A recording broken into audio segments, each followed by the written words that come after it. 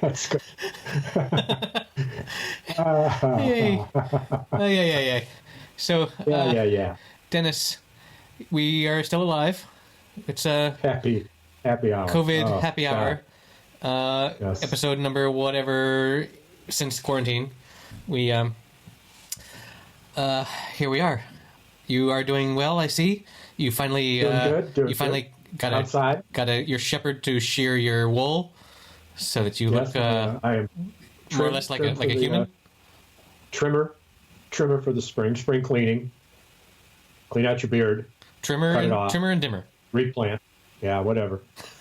Okay. But no, nice weather and out doing some planning and listening to some good music and walking. I tell you, man, there's a trail that leaves Kalamazoo that goes all the way to Lake Michigan called the Calhaven Trail. It's 38 miles long, and it's an old railroad track that's been converted into quite a wide walking path. It's 38 miles with different stopping points and whatnot. And my wife and I are doing 2.5 miles a day, one way toward the lake, and walking back to our car. So that's 5 miles. Uh-huh. Tomorrow, we're going to drive to the place where we ended and do the next 2.5 miles. Clever. And do 2.5 miles until somewhere around 15 times maybe. Uh-huh. And the last 2.5 miles will be walking right onto the beach. Nice. Yeah, that's fun. That's pretty similar to a thing that people do here in Spain. Are you familiar with the Camino de Santiago, St. James Way, St. James Path? It's an old pilgrimage thing that Christian pilgrims used to do back in the day, because at the end in Santiago de Compostela they have some old saints' bones or some crap like that that people think are important to travel to, and as such, there's this common thing. Now it's mostly sporty hipster types more than actual religious pilgrims. Yeah. But there's this idea that there's this path from southern France all the way down and around, and I don't know exactly the full length of that, because no one really does there is no really official path. There are different other ways that you can go, and a lot of people do this thing where they take a week and they walk 25, 30 miles on this thing, and then that's their distance for that particular year, and then they go back to the same spot where they had ended, and they do the same thing just year like after year. And eventually you get to the end. Other people do it with bicycles, but what I've heard is no matter your religious tendencies, and I have definitely felt this on hikes, just the act of walking. Our ancestors spent so much time just walking behind the person in front of you, walk, looking at their feet, that you can get into this sort of trance state where you're just being human, and you're just sort of walking. Does that even work for you, since it's not exactly true? That I'm human? Well, you're close, but yeah, I mean, the genes that my alien overlords have inserted into me sort of light up during that time. But yes, it's very. There are very few experiences in life working as someone that works on the internet where I feel like, oh, I'm experiencing the same thing that my ancestors 10,000 years ago also experienced.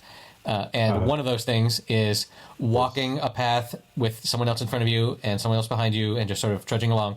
And another thing that I really love about in this sort of genre is watching waves crash on the beach. Because I know that that our ancestors, way before they were even hominids, were watching waves crash on the beach. And also the really mind-blowing part of that is that that other life forms out there in the universe are also watching waves crash on the beach, even though they might be waves of like liquid methane or whatever. Like it might not be water, but somewhere there are waves, and there is a shore, and there are waves crashing. Oh my God! Oh, Are you okay? yeah. Did you just my finger went out.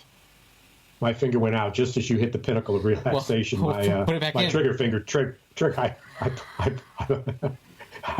it's not good during happy hour to have your trigger finger lock up, and you can't get it out. It's stuck.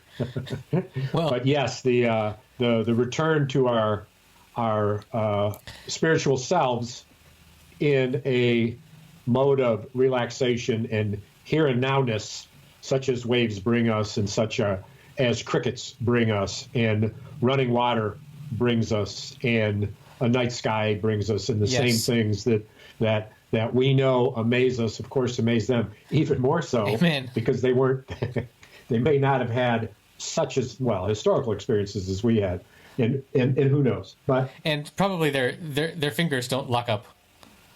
I mean, maybe they do. They have like tentacle. They have trigger tentacle. Maybe they do.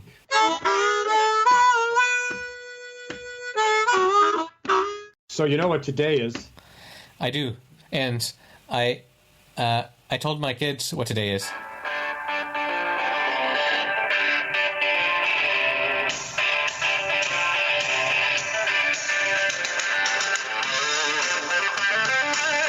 Oh, hi, oh.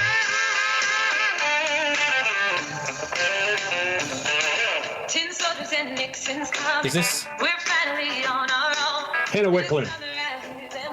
That will be in the show notes. Turn it off before we get copyright lawsuits. Too late. Yes, 50 years. Since 50 years. Since the Ohio massacre. Since the Kent State, eight people dead in Ohio. Yeah, I was 17.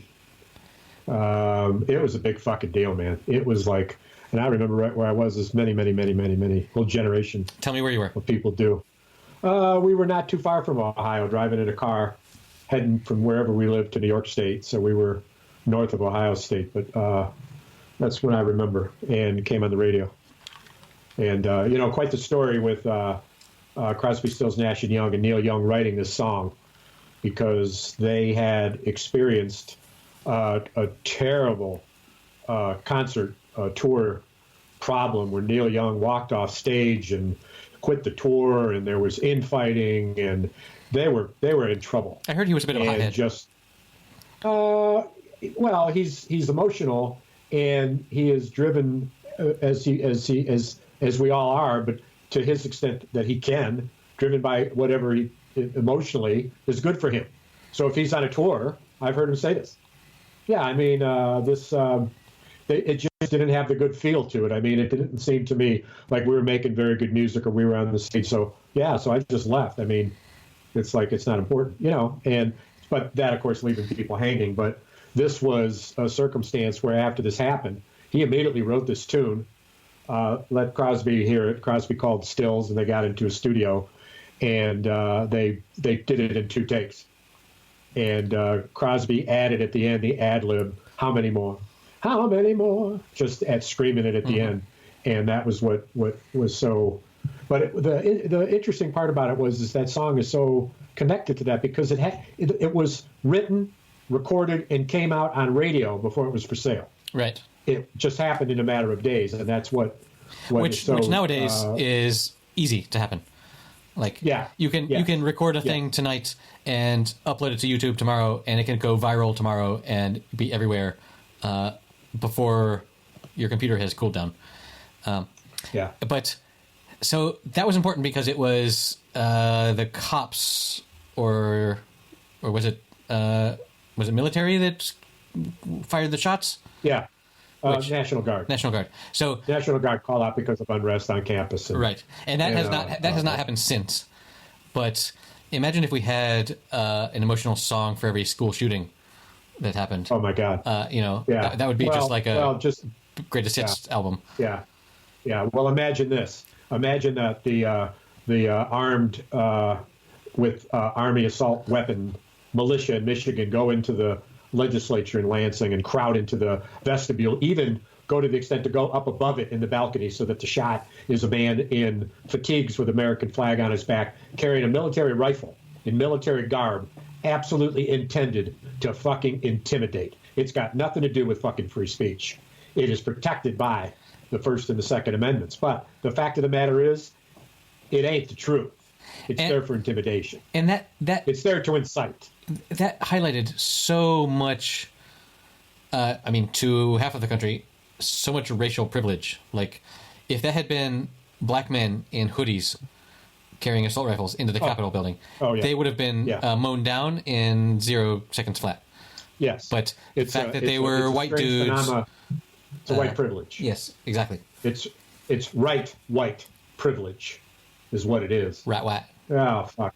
Well, and the whole... I watched the 2 episode Stone series that chronicles the 60s, 70s, 80s, 90s through Rolling Stone, through Jay Weiner, and it's a wonderful 2-part series, and it just reminds you again and again how certain music was happening and how Rolling Stone captured that moment and wrote articles and had pictures by Annie Leibovitz who absolutely captured for an entire generation of people that moment, and then the songs relatable to that. I was struck the other day when I had heard, actually it was an interview that I saw, and it reminded me that Joni Mitchell had gone into a state of coma or very serious medical condition and was pretty much a recluse in healing and trying to recover.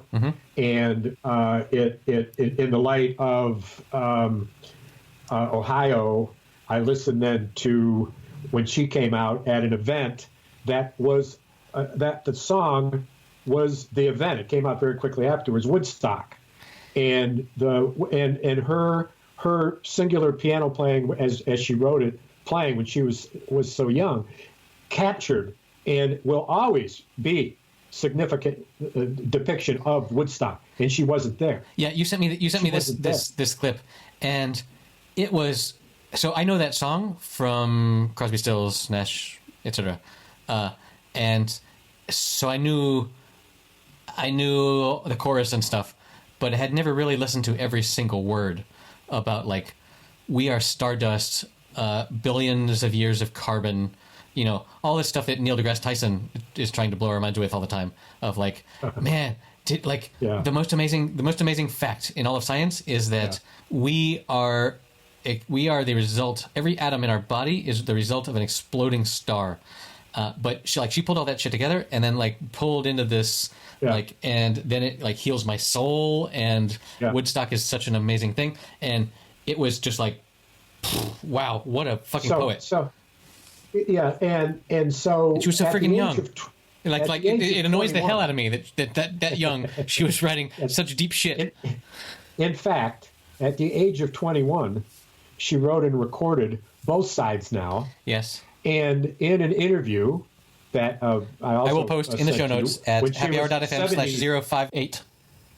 70-year-old at her home, and 6 years ago, smoking 30 cigarettes, one after another, and says, "Geez, people thought that, they kind of gave me crap about that because, I was only 21 when I wrote it, and they're like, well, what do you know about it?"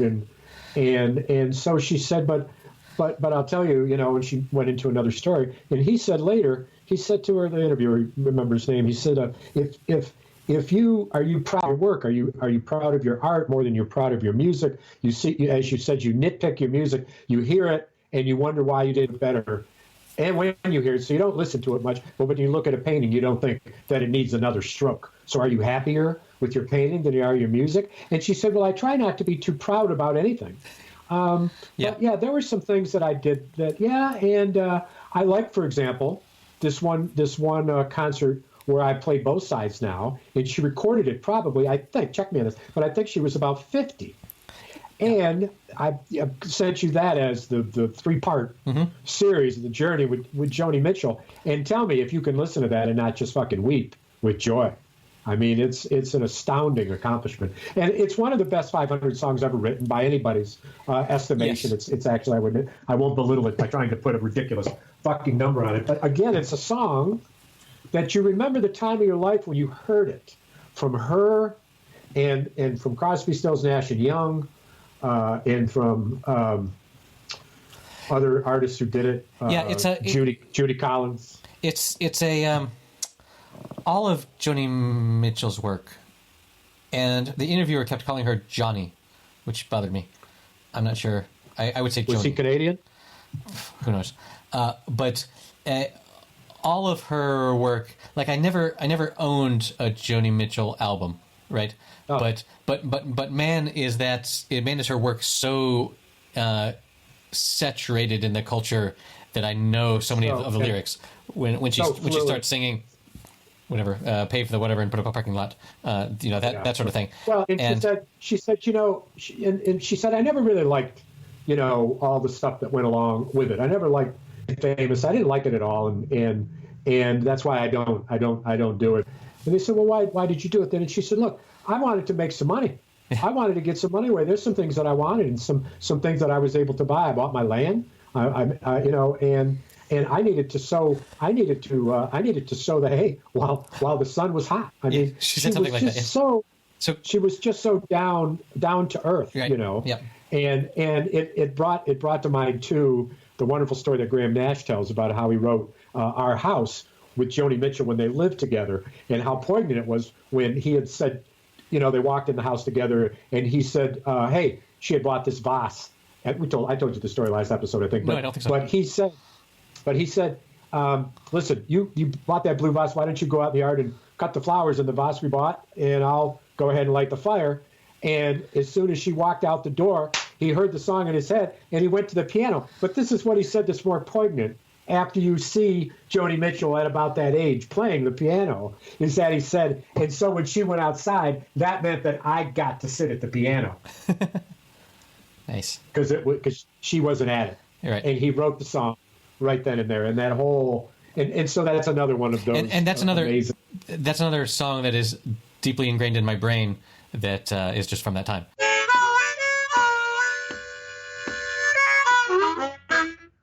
Fifty years is so far away. I mean, I connected with a friend of mine who's actually going to call in a little bit, who I hadn't seen in 20-some years. Wow. And who I knew when I was 20. So it was 1,000 years ago, 46 years ago, and 1750s. He's a very, very funny guy. And because he's a writer, and he's an observer before he's a writer, and he's funny because as stuff is happening around him, he's got commentary about it, which is pretty hilarious. And he's a very funny guy.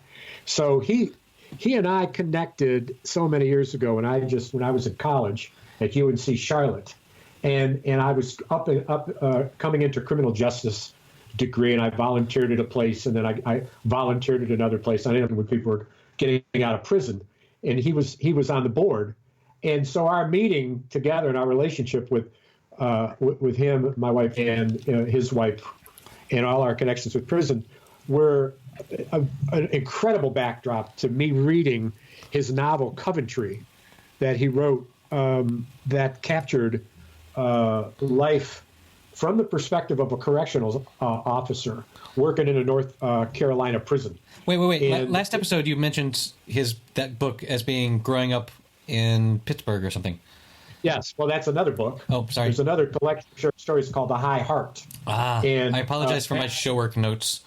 No, and so anyway, he's show notes work. He's a kind of a writer who, when he writes funny, which he does, I laugh out loud. And his short story, and then one of his novels, in many of his works, are in reflective of his Catholic upbringing in working class Pittsburgh.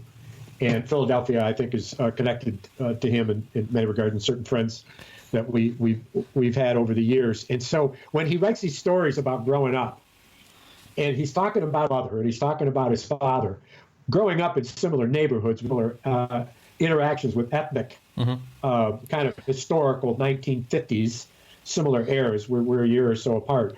It's just hilarious. And so I love to listen to him and to read his stuff. But he's a poet, very accomplished poet, which is such a rhythmic. Speaking earlier of the kinds of things that we go back, and it reminds us of our connection with the ethereal side. Yeah, man. That's always been with us. Words have this other type of soothing effect when they're bringing images to you, and they take you directly away from where you are and what you're doing and just engage you in their imagery. Indeed. That is another thing that's always happened, first with word of mouth and then with written words, sitting around a fire, telling stories. And he's an astounding storyteller. So let's get him on the line here, and we'll edit out a quick hello and bring him in here. All right.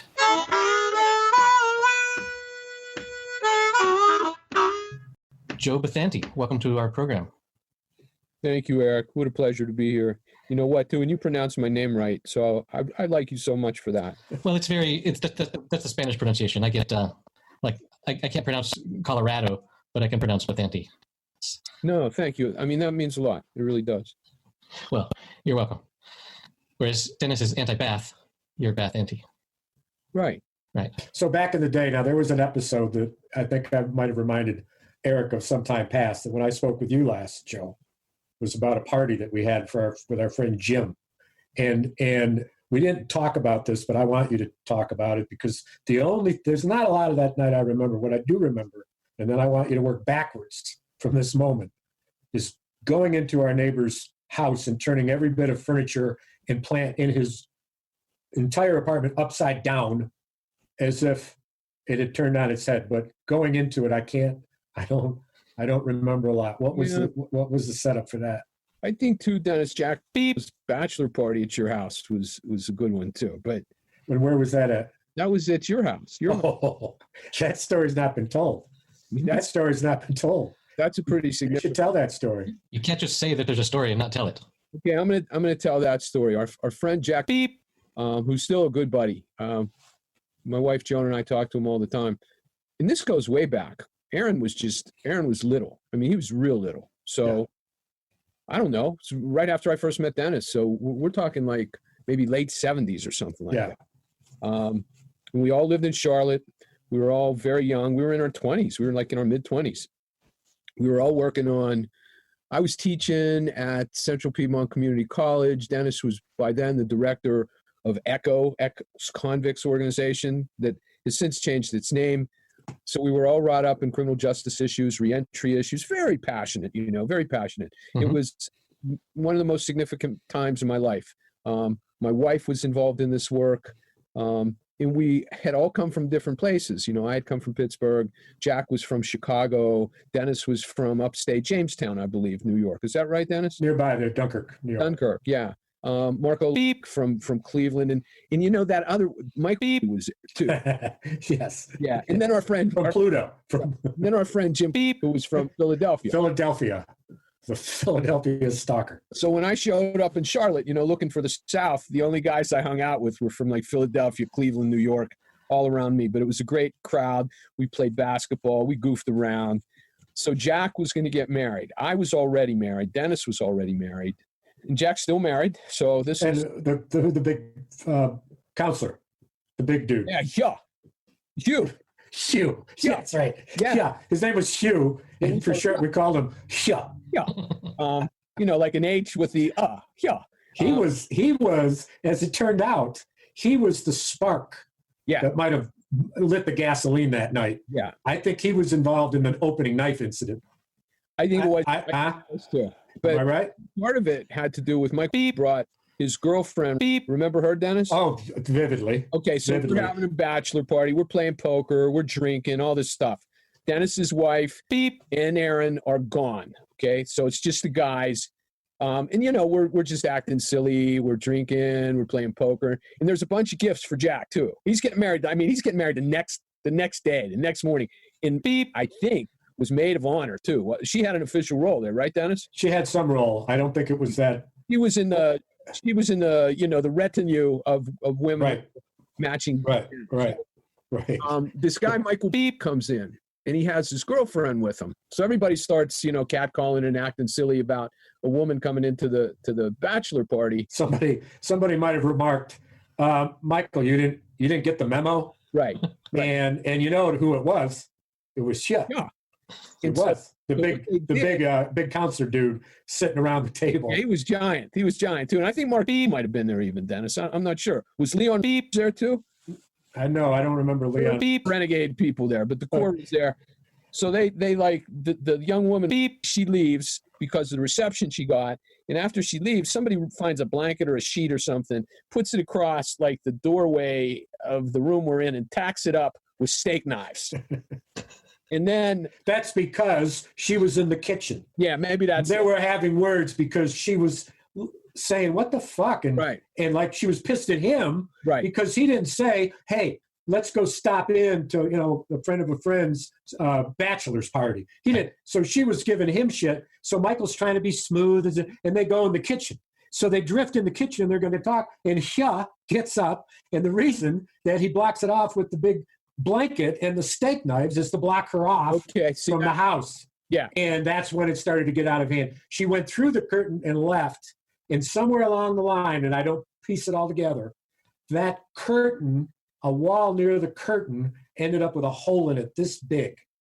That to fix it the next day before my wife came home, is I hung a picture over it. Right. A little low. I think, too, then things began to devolve rapidly after that. It's kind of blur. What I do remember is there was a painting on the wall that was painted by Dennis, by Beep's first husband, okay?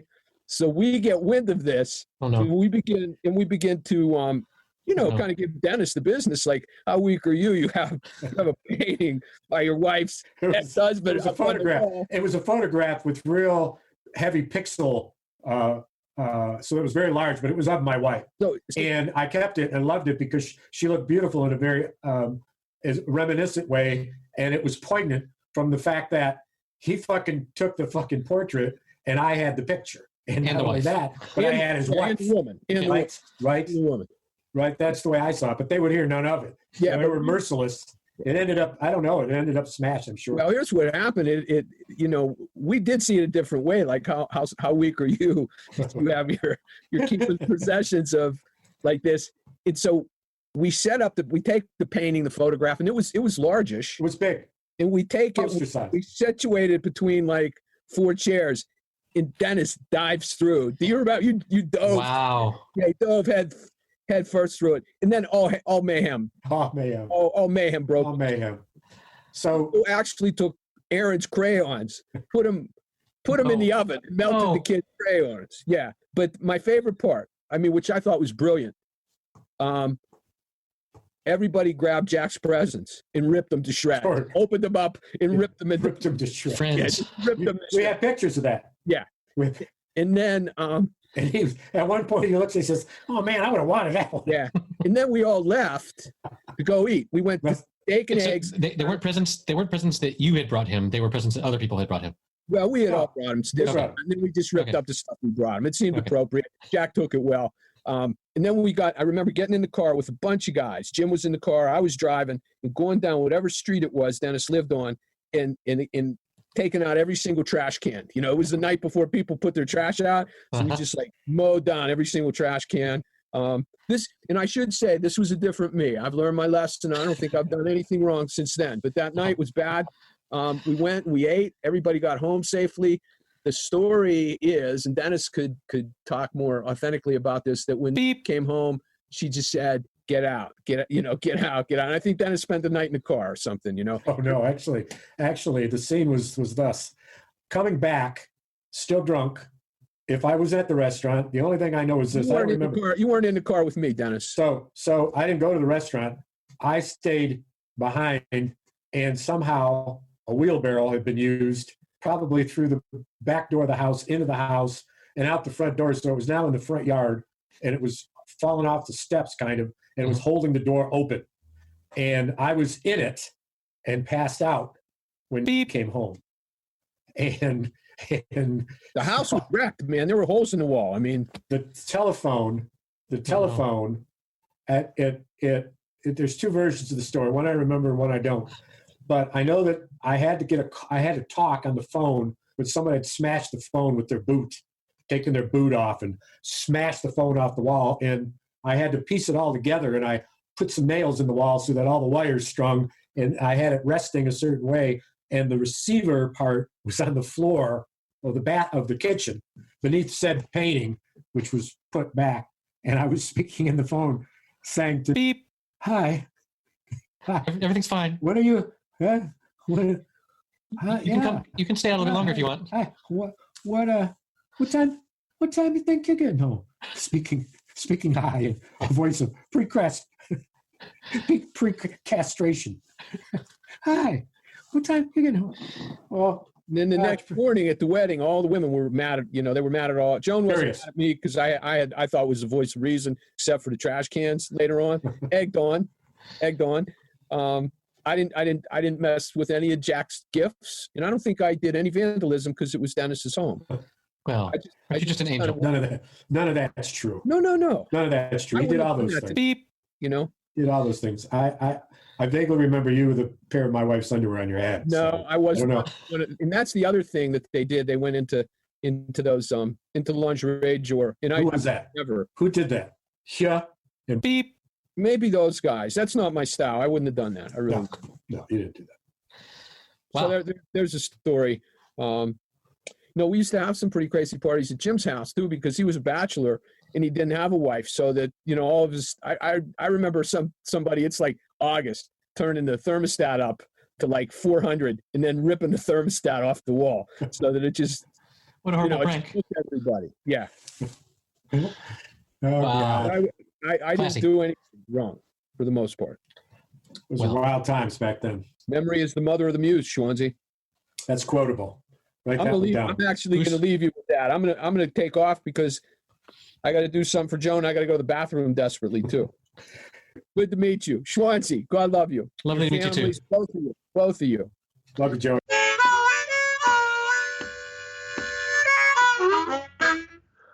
That was very good. I can't believe, Dennis. What, man? Why do you jump through pictures like that? It's the depravity of a young man. Depravity of youth. A youth. That could be our episode title. Depravity of youth. But when Joe tells his story, and I know these guys, and I picture them like Hugh, the guy who was responsible for stabbing the two steak knives to hold up the cloth, which is where it all started. I mean, who among us has not stabbed two steak knives into the wall? Really? And the thing was, he was a counselor. He was a therapist, and so it was like he was mild mannered, and he was a big dude. He was big, right? And people liked him and followed him. I mean, he was a leader. Yeah. He was well liked and a big dude. And big dudes, I mean, it gets your attention. So when he did that, I don't know who it sparked next. I can't remember, but anyway, wow. That's so long ago, and what I can't believe you survived those years, Dennis.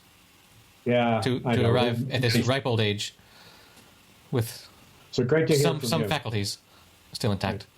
So we here in Kalamazoo, and part of the wonderful period we're in now is that the blossoms have all come out on the trees. So the wonderful dogwoods have given away to again. Tulip. Oh, good. The tulip tree and white crab apples and unbelievable shades of lilac with red cherry trees and white cherry trees, and in this land of so many trees. Do you have a lot of trees in your neighborhood, in your town?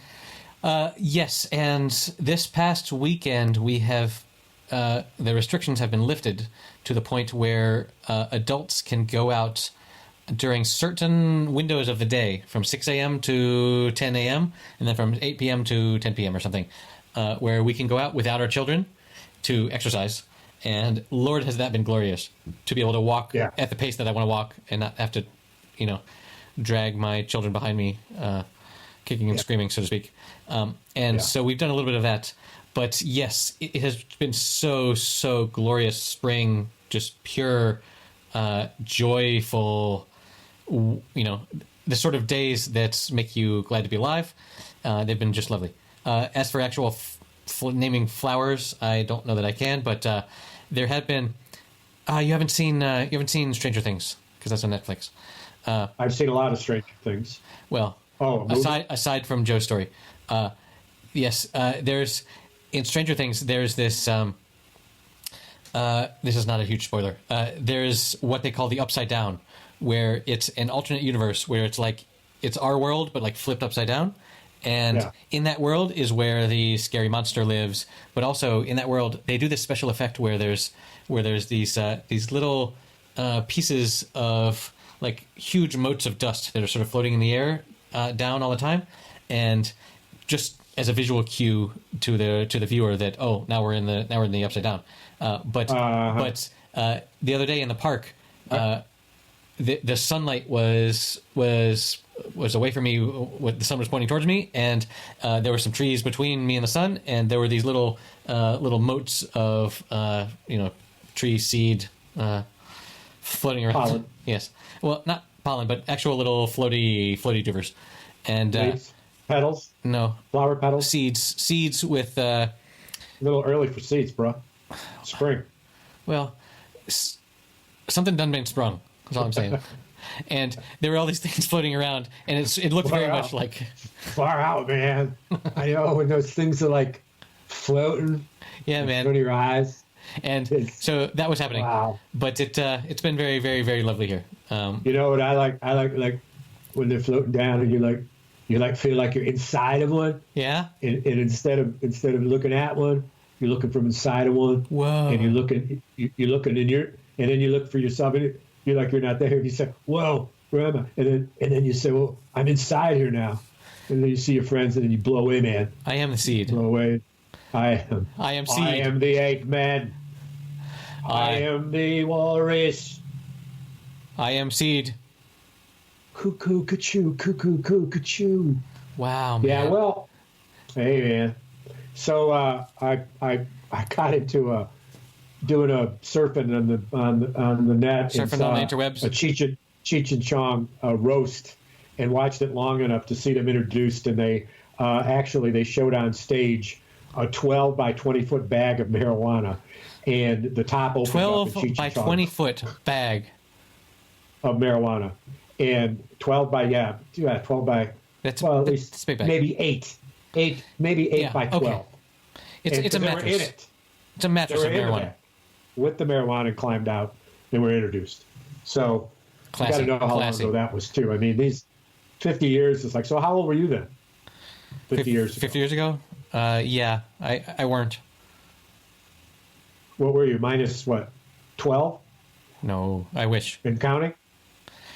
I mean, what year are we talking about? 50 years ago. So we're talking about 1970. 1970. I was minus 8. Ah. Huh. You're that old, huh? Wow. Huh. Yeah. Wow. Yeah. Huh. Yeah. Huh. Wow. Huh. Huh. Huh. Like. Huh. Huh.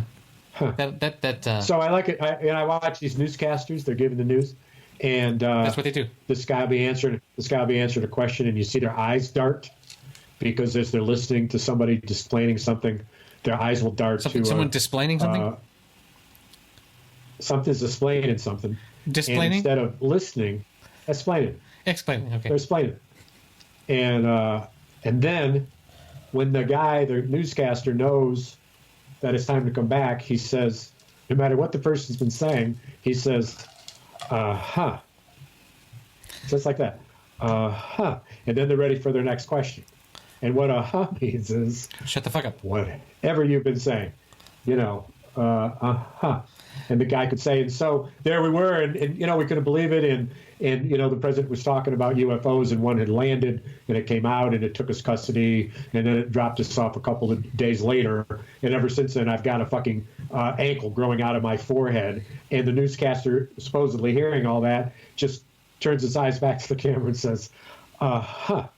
Now, the other thing that I have to ask you about, it just, I mean, after 50-some episodes of this podcast, I'm very much aware of that trick. Like, I do that very, very often. What trick? Well, when you're talking, then I cut it off in the edit, and I say, uh-huh. So many of your stories have been truncated over the years. Truncated. Well, that's probably good. I've never heard I've never heard the podcast, so I can only imagine. Better as such.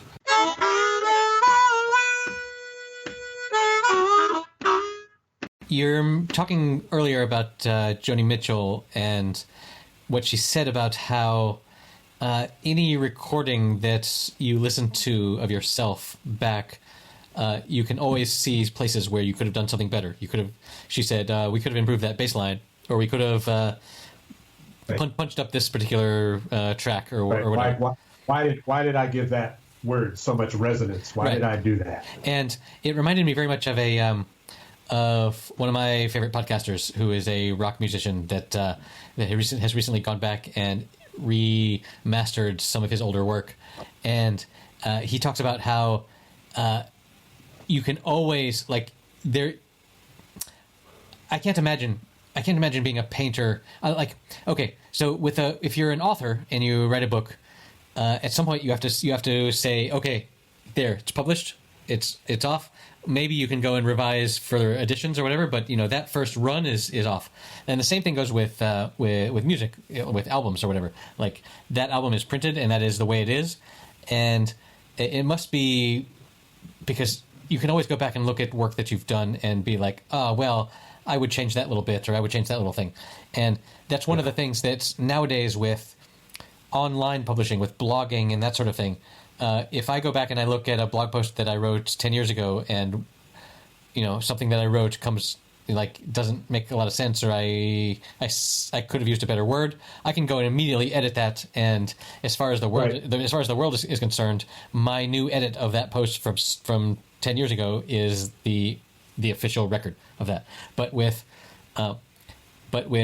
music and books and things like that, you can't really do that. And it also reminds me of back in the day when, because I write software for a living, back when you used to have to publish, like you would work on your program, and then you would decide that it was finished, and you would say, okay, this is version 2 or whatever, and you would burn it to CD, and you would send it off, and it would be shipped in boxes or whatever. And nowadays, because software can be updated instantaneously from the internet all the time, you can ship stuff that isn't quite 100% perfect, but then you know that you can go back and repair it, and it's going to be automatically downloaded. And the ideal, the pinnacle of this is your web app, where every time someone comes to visit your application on the web, they're getting the latest stuff that you might have changed yesterday. Right. So that's right. It's such a relaxed, like before, like even now with video games, when you release a video game and it goes out on a cartridge or on a DVD or whatever, you have to test the shit out of that to make sure there are no mistakes, no bugs, no nothing, in a way that you don't with other stuff that you know that you can quickly fix a thing if someone finds it there, because it's online and alive. Right. And that's that thing that Joni said really struck me of that it must be sort of torture to go back and listen to a thing that you thought was perfect 50 years ago. Or in her case, I don't think she ever felt that way. Yeah, right, exactly. Like, you never think that it's perfect. But someone is pushing you. Someone is pushing you, saying, "Hey, we need to release this. This is good enough." And at some point, you have to be like, "Well, fine. I would love to spend another 15 years working on this album, but if you think it needs to be published now, then okay." So that's a conundrum of the creative arts. So well, I'll tell you that a highlight of my... Like when we release these podcasts, I just have to say, well, fuck it, this is as good as it's going to get. I can't edit down Genesis mistakes any further. Which has been proven to be a fairly low bar. I mean, stuff is said, move on. But when I went to go see Bob Dylan in one of his tours, I may have mentioned it prior episode, where he was one of 6 electric guitar players. And he did everything he ever wrote and everything that was current in electric. And I loved it. And there were people who were pissed because he wasn't playing the old tunes the way that he wrote the old tunes. But the warm-up band for Bob Dylan was Joni Mitchell. And she came out on stage by herself with an electric guitar strapped over her shoulder. And she walked up to the mic and she started playing her guitar and didn't stop for an hour. And hell yes. That was it. And it was fucking remarkable. remarkable, and and the simplicity of it, and her genius was, in her paintings. If you look, you can post her paintings and whatnot as well, but some of them of her land up in British Columbia are just astounding, just astounding. So I wish her well. I think about her. I have a really solid memory, solid in quotes, of being somewhere in the past 2 years where Joni Mitchell was going to give a concert. It must have been somewhere in Spain. And how long ago? I think in the last couple of years. And I had missed, I saw the poster 2 days after the concert had been, or the concert was going to be in 2 days and I wasn't. But so she would have been 74 years old 2 years ago if I have my. So she must have been traveling in Europe, and I mean, one would think you can check that, right? One would think that I did some Googling, but all of that search engine optimization has been taken over by Ticketmaster, and anytime you search for famous artist tour dates, they have taken that over, such that they say, well, in 2020 there are no tour dates. Well, thanks, but that's not what I was looking for. Oh, I see. But anyway, an auto reply. Yeah. But it's. I remember that and thinking that, wow, that I was near some greatness, but whatever. Rock of Ages, bro. Rock of Ages. Rock of Ages. Or Ages of Rock. Whoa. Age. Did I just blow your mind? Whoa. Yeah. Well, thank goodness the weather is good. Oh, God. And thank goodness we can get out. Michigan is opening up a little bit at a time. Nurseries are open. Golf courses are opened. Every time I drive by a golf cart's parking lot's full. Everybody's off work. Everybody who's golfing is golfing. And the weather is glorious. So I'm going to call up and there's no carts. I think it's all online. There's no exchange of money. You go on the course, your appointed time, you get in line, your time ticks, you go. Mm-hmm. I'll be out there with a pull cart by myself. I got to get lumber. I'm walking a lot, but I got to get stretched out and limber up. Lumber up and limber up those limbs. I'm a lumberjack and I'm okay. Slim Jim. Yes. So the hanging on the rim. The first day. Oh, I'm sorry. Do you have a song coming on, or should we continue? No, just a story.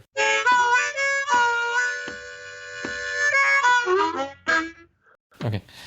Our first day of being able to go out as adults without kids, it was the places where you could walk were just like ants.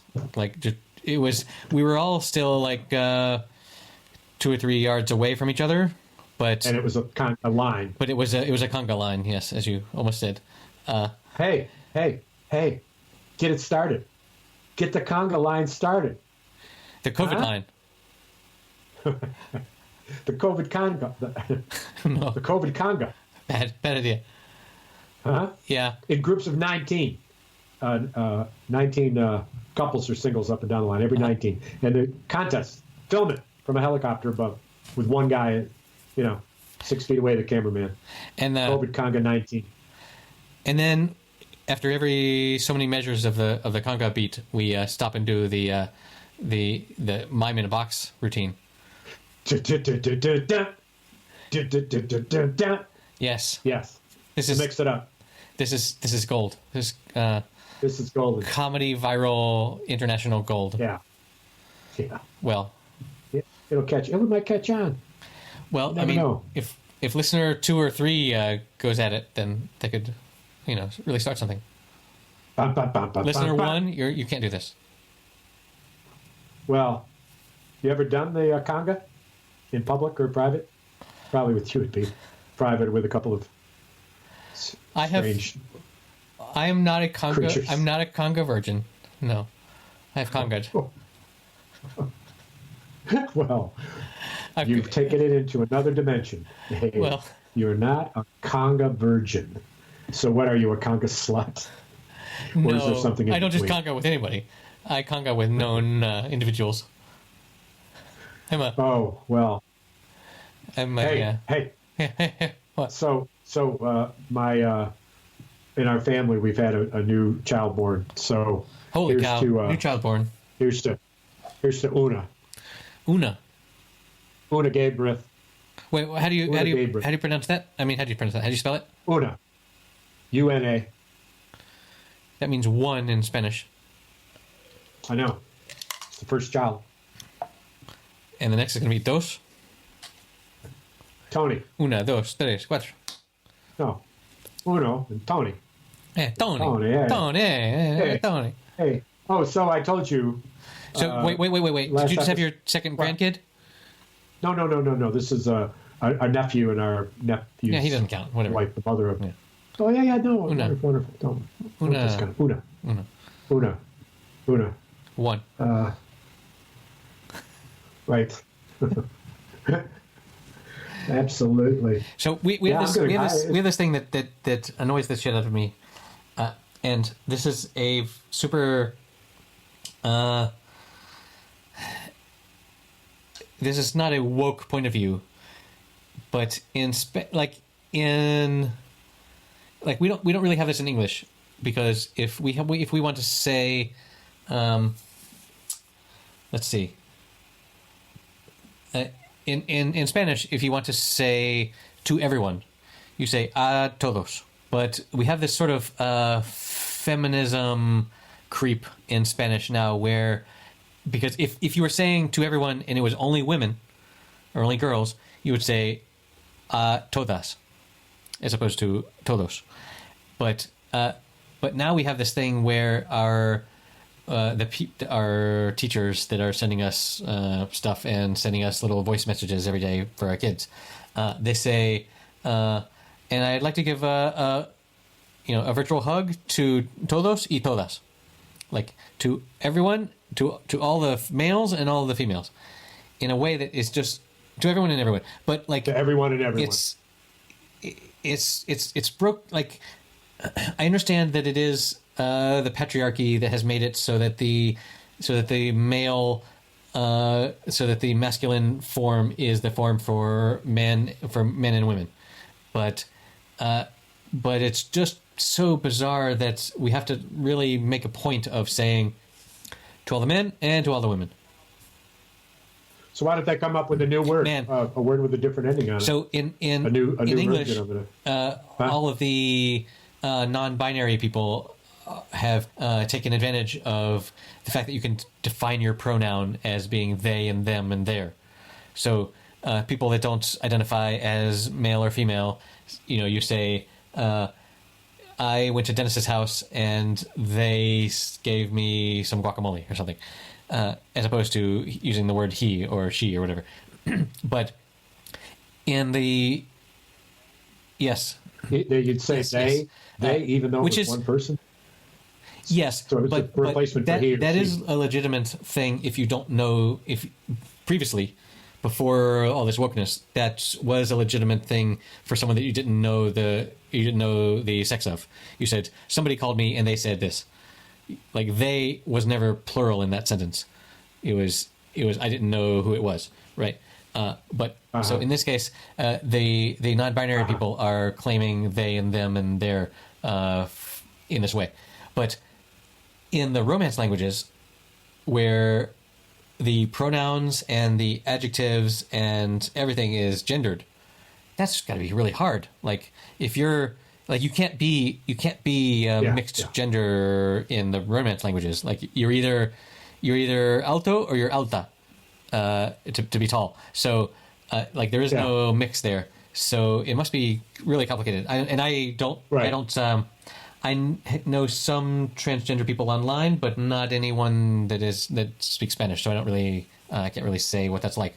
But it's super complicated. And anyway, somehow I got into this tight gender spot, and I would like to leave now. Well, it's consider it done. We'll just move on. So speaking of things that are irritating, which is where this started, I've told you earlier about the walk. Well, here's my irritation corner.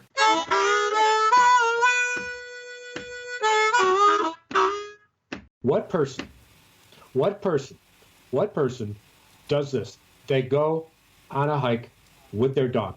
They get in the car, they bring bags for the poop, they put the dog in the car, they drive to the place or they walk to the place, they put the dog on the leash, they put the bags in their pocket, and they go for their walk.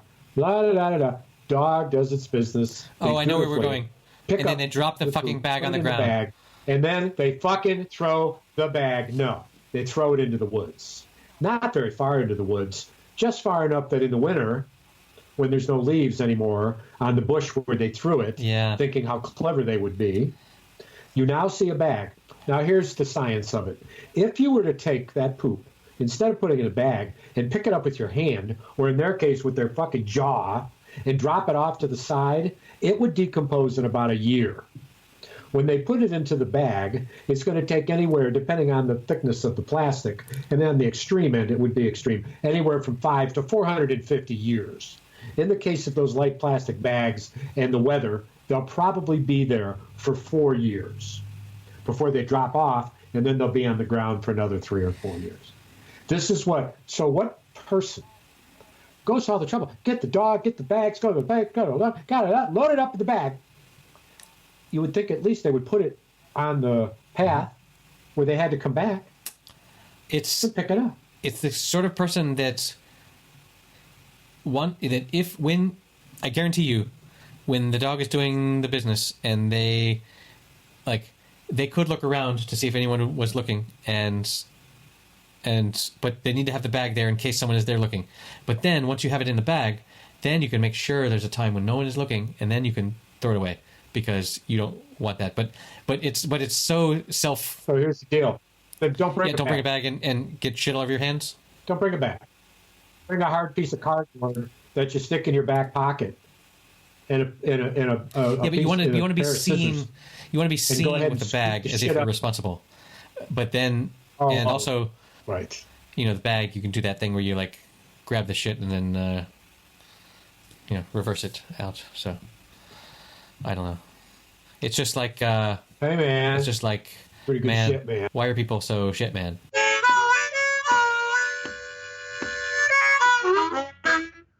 Did we go a whole episode without mentioning a particular leader? That's impressive. Shh, stop it. Oh, let's keep going. We can make it. The deadline is right there. No, we're going to make it. Oh my God. Fuck. No, so just one image. I'm sorry. Just one image. Just one image. One image.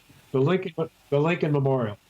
And on the large open area in front of the Lincoln Memorial, up on a pedestal, holding up this monumental work of Lincoln in a chair, is Donald Trump and 2 interviewers from Fox. And Trump said a lot of things over the course of that so-called town hall meeting, but it doesn't much matter everything that he said, because in his own absolutely inimitable fashion, he manages to say the one thing that is so stupid that it means that nothing else will be remembered about what he said, because there might have been some things that he said that were moderately made some sense. For example, now that there's 63,000 deaths, mentioning that his projection of 60,000 is too low, and it may be 80 or 90, but he personally saved 1.5 million people.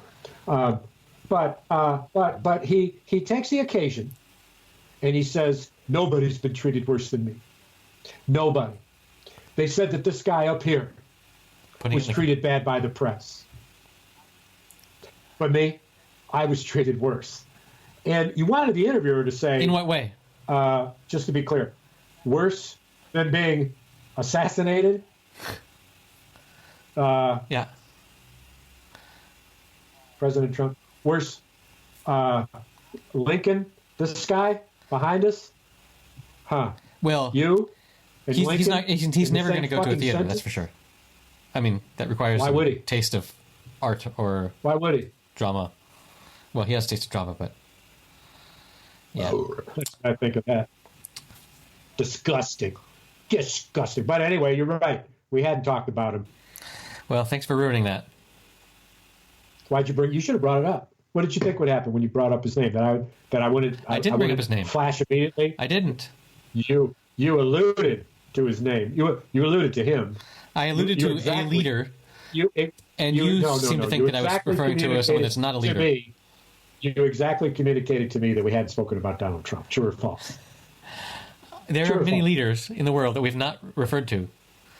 Caesar, you lying Hitler, sack of shit. Oh, wait. That's an interesting analogy. You lying sack of shit. Let me continue. Flung from the hands of a dog-walking imbecile on the Calhaven Trail. Bag of shit. Huh? You. Oh. You. Bag of shit.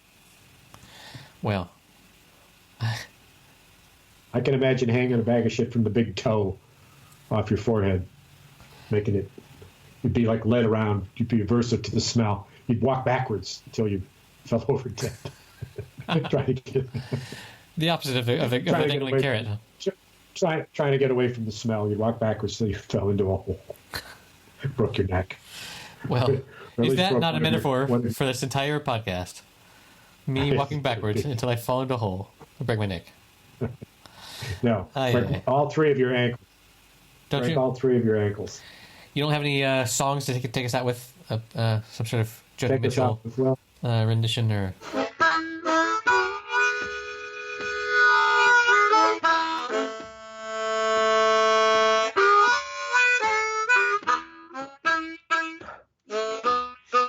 The fascinating thing about Both Sides Now is when Judy Collins, dear friends of Joni Mitchell, and she recorded it, and we should probably close down with that.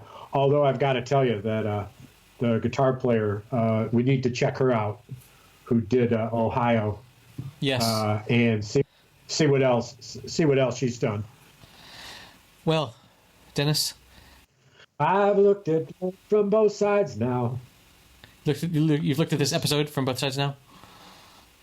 It ought to end, and then somehow it's the episode's illusions I recall. I really don't like this at all. That's a positive note. Yes, thank you very much for that. And thank you very much to Joe for his participation in this episode. And yes, we'll link to his stuff. And listen, he was the Poet Laureate for the state of North Carolina and received some remarkable honors for his poetry. His latest work of passion is to teach writing to veterans of all wars, largely Vietnam War. And I attended one of his writing classes that he did for prisoners, former prisoners and their family members. Mm-hmm. And I recall so vividly in that class, a mother and a son, each, as it turns out, wrote a story about his first night in prison, and his as he heard the cries of a man being raped in another cell, and hers about how incredibly worried she was about his first night in prison. And they each got up, and with just Joe saying, write down several powerful words that come to mind, tell a story, use those words. He had them writing this stuff in minutes. Holy shit. And they each stood up and told their story, and not a dry eye in the house, because the mother heard the story of the boy for the first time, right, because he had never wrote it. And I'm sure while she knew it, she did not know what he had written and how he wrote it, which was poignant and painful and scary, just frightening.